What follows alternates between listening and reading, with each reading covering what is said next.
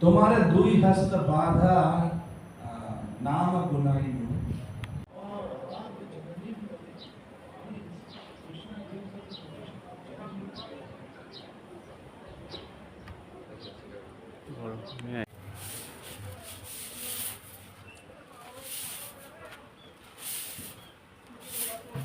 এইটো গোটেই হৰেকৃষ্ণ মন্দিৰত শ্ৰীকৃষ্ণৰ জন্মাষ্টমী উদযাপনৰ প্ৰস্তুতি চলিছে আৰু কি কাৰ্যক্ৰম আছে?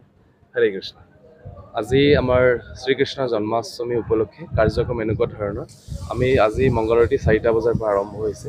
ৰেগুলাৰ যিটো সাধনা সেইটো হোৱাৰ পিছত 11টা বজাত ৰাজভোগ আৰতি হ'ব। আফটাৰ ডেট ঠিক 5 বজাৰ পৰা আমাৰ শ্ৰীকৃষ্ণ জন্মাষ্টমীৰ মেইন যিটো কাৰ্যসূচী সেইটো আৰম্ভ হ'ব।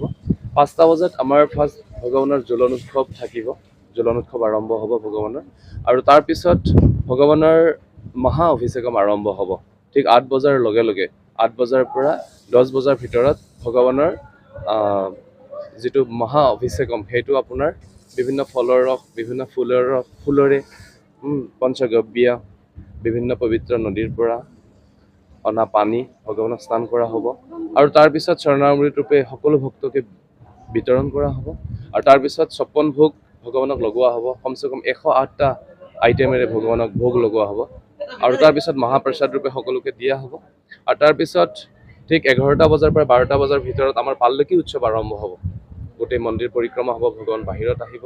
আৰু তাৰপিছত 12টা বজাৰ পৰা 1টা বজাৰ ভিতৰত যি আজিৰ মুখ্য সেইটো হ'ল মহামংগল আৰতি, আৰু সেয়া আমাৰ আৰম্ভ হ'ব ঠিক 12 বজাৰ লগে লগে। আৰু 1টা বজাত আমাৰ প্ৰগ্ৰেমটো শেষ হ'ব। আৰু তাৰপিছত সকলোৰে বাবে আজি বুলি নহয়, আমি প্ৰতিদিনেই মহাপ্ৰসাদ ব্যৱস্থা কৰোঁ। আৰু আজি বিশেষ আমি স্পেচিয়েল মহাপ্ৰসাদৰ ব্যৱস্থা কৰিছোঁ। যিমান মানুহ আহিব, যোৱা বছৰ লাখৰ ওপৰত মানুহ আহিছে, এইবাৰো আমি ভাবিছোঁ ইমান মানুহ আহিব। একদিক্ৰমে আমি সকলোৰে বাবে মহাপ্ৰসাদৰ ব্যৱস্থা কৰিছোঁ। আৰু তেওঁলোকে যাতে কোনো যান্ত্ৰিক সৃষ্টি হ'ব নোৱাৰে, বিশৃংখল সৃষ্টি হ'ব নোৱাৰে, তাৰ বাবে আমি কমচে কম 400মান ভলেণ্টিয়াৰ আমাৰ আছে। আৰু লগতে আমি GNRCত পাৰ্কিঙো কৰাৰ ব্যৱস্থা আছে। যিসকলে কাৰ লৈ আহিব আৰু তেওঁলোকে GNRCত আমাৰ গাৰ্ড থাকিব, সকলো ব্যৱস্থা কৰা হৈছে পাৰ্কিঙৰ বাবে। তেওঁলোকে অসুবিধা নাপায়, তেওঁলোকে তাত পাৰ্কিঙো কৰিব পাৰিব। চ' সকলোকে মই হৰে কৃষ্ণ মন্দিৰৰ তৰফৰ পৰা শ্ৰীকৃষ্ণ জন্মাষ্টমীৰ শুভকামনা যাচিছোঁ। সকলোৱে আহক, ভগৱানৰ দৰ্শন লাভ কৰক আৰু সকলোৱে কৃপা লাভ কৰক ভগৱানৰ। হৰে কৃষ্ণ।